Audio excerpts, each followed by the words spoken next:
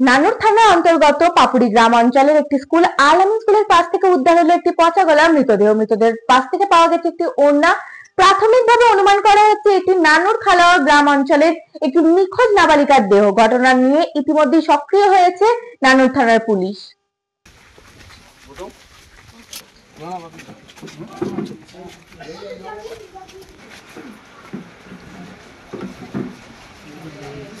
আপনার বাড়িতে এলেন, কি জানালেন বা আপনার সাথে দেখা কি বললেন?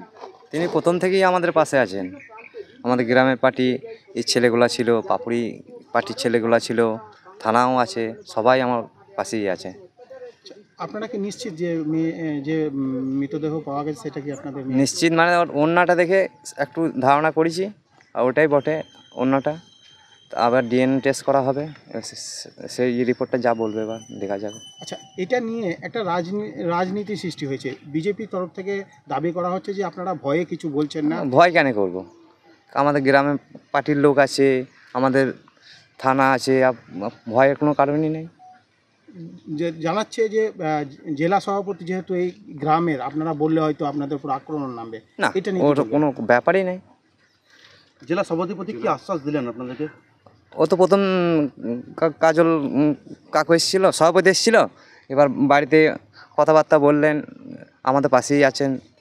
পুলিশ কতটা সহযোগিতা করছে? পুলিশ প্রথম থেকেই আমাদের সহযোগিতা করছে। আচ্ছা, ডিএনএ টেস্টের জন্য কিছু? হ্যাঁ, ডিএনএ টেস্টের জন্য বলেছে, এবার দেখা যাক কি হয়। কি চাইছেন আপনারা এখন? চাই আমার মেয়ে যে শাস্তি যেন পায়।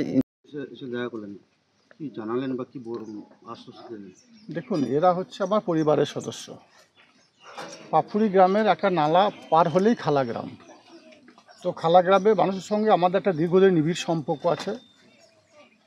এই গ্রামের একটা মেয়ে গত 19 তারিখে, নাবালিকা মেয়ে 19 তারিখে নিখোঁজ হয়েছে।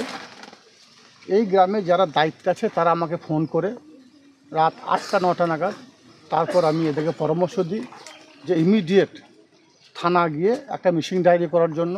সঙ্গে সঙ্গে এই পরিবারের সদস্যদের সঙ্গে নিয়ে থানায় যাই, থানাতে মিসিং ডায়েরি করে তারপর থেকে তদন্ত প্রক্রিয়া কিন্তু শুরু হয়েছে।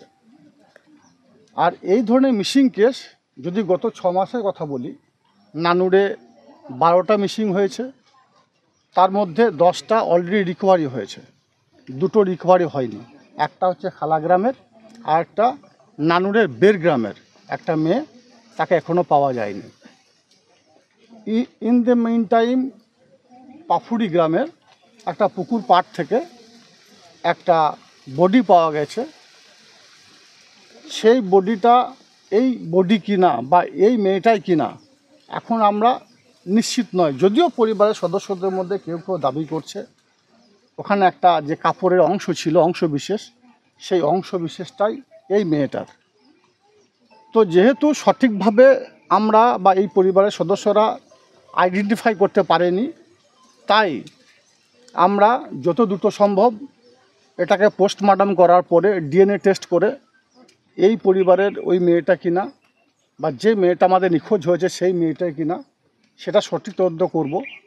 তাছাড়াও আমাদের নানুর পুলিশ প্রশাসন সব সময়ের জন্য এই পরিবারটা পাশে আছে, সেটা পরিবারের কাছ থেকে আমি শুনতে পেলাম। এবং আমিও বারবার ব্যক্তিগতভাবে নানুর থানাতে ফোন করেছি, পুলিশ ইনভেস্টিগেশন করছে।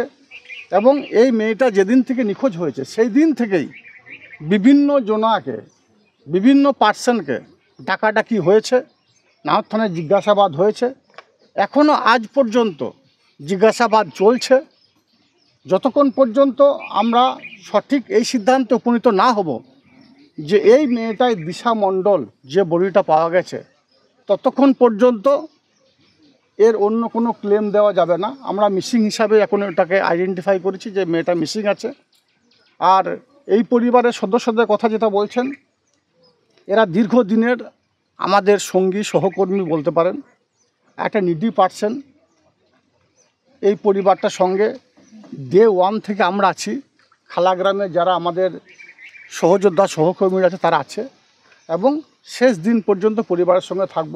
যদি এই মেয়েটাই যে বডিটা পাওয়া গেছে দিশা মণ্ডল হয়, তাহলে আপনার মাধ্যমে এবং ব্যক্তিগতভাবে পুলিশ প্রশাসনকে আমি রিকোয়েস্ট করব, যে দোষী, যে প্রকৃতপক্ষে অপরাধী, যে এই নৃশংস কাণ্ড ঘটিয়েছে তার দৃষ্টান্তমূলক সাজা হোক, সেটা আমরা দেখতে চাই, তাতে সে যে কেউ হোক না কেন।